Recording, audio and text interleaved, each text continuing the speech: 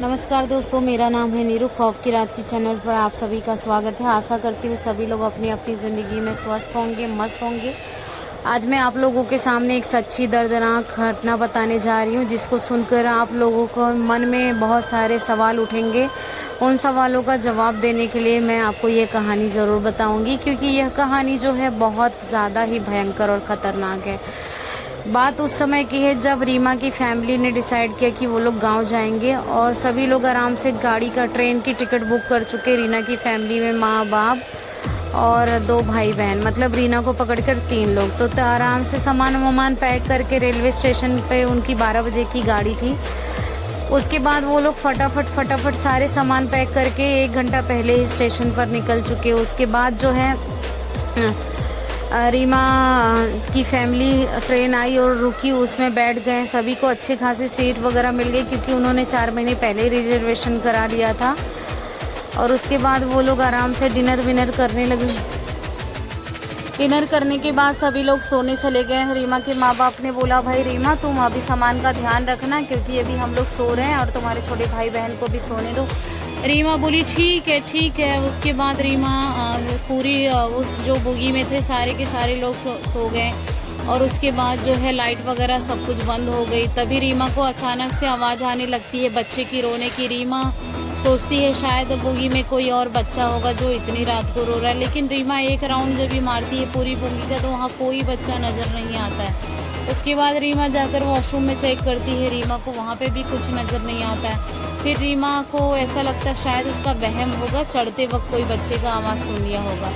इस तरह से फिर से रीमा बुक्स पढ़ने लगती है और खिड़की के बाहर देखने लगती है। तब तक ट्रेन के शीशे में अचानक से कोई छोटे बच्चे का हाथ अचानक से थप करके आके लगता है। तभी रीमा एकदम डर जाती है। रीमा को लगता है बाहर की साइड से ऐसा कैसे हो सकता है।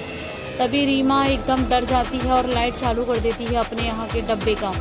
और फिर रीमा जो है जैसे ही लाइट चालू करती है, वो लाइट एकदम टिमटिमाने लगता है। मतलब वो न जल रहा था प्रॉपर, ना बुझ रहा था, टिम टिम टिम टिम ब्लिंक होने लगता है। रीमा सो जाकर कंप्लेन करना चाहती है, लेकिन उस वक्त सारे के सारे लोग सो रहे थे, तो वो छोड़कर वहाँ नहीं जा सकती थी कंप्लेन जहाँ होता। और इतनी रात को दूसरे डब्बे से एकदम 4-5 डब्बे आगे था कंप्लेन करने के लिए CRF वालों का।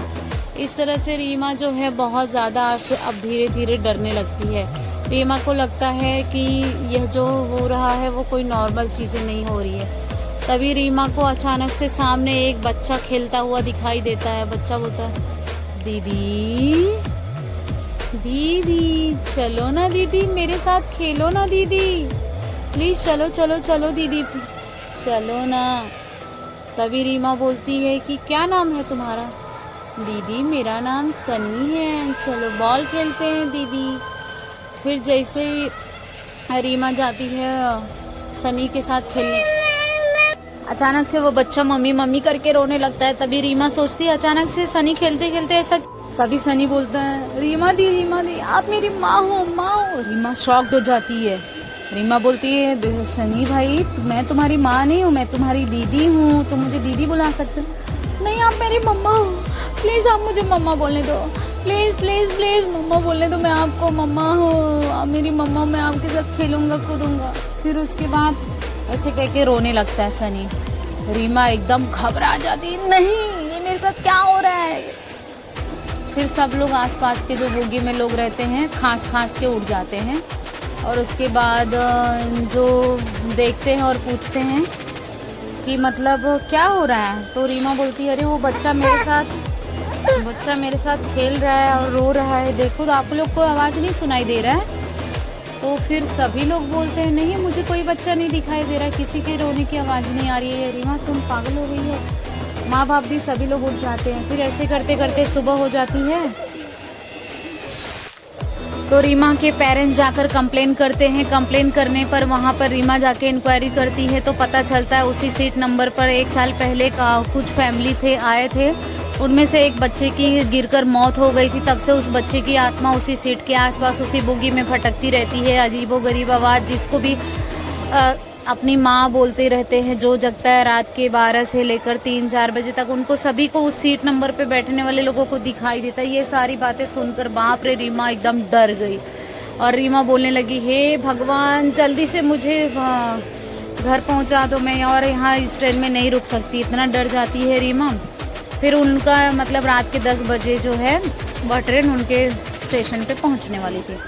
ऐसे करके स्टेशन पहुंच जाती है और रीमा की फैमिली भी काफ़ी डर जाती है सारी चीज़ें सुनकर। उन लोगों को नींद उड़ जाती है, साथ में रीमा की भी।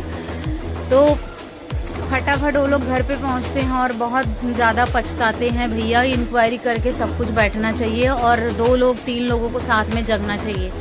अगर रीमा के साथ कुछ अनहोनी हो जाती तो जैसे वह सनी बच्चा कूद गया था गलती से बाहर की तरफ, अगर वो बुला लेता या खींच लेता रीमा की तो जान ही चली जाती ना। इस तरह से आप लोग ट्रेन में ट्रेवल करते हो तो सिर्फ एक के भरोसे रात भर मत जगे रहने बोलिए।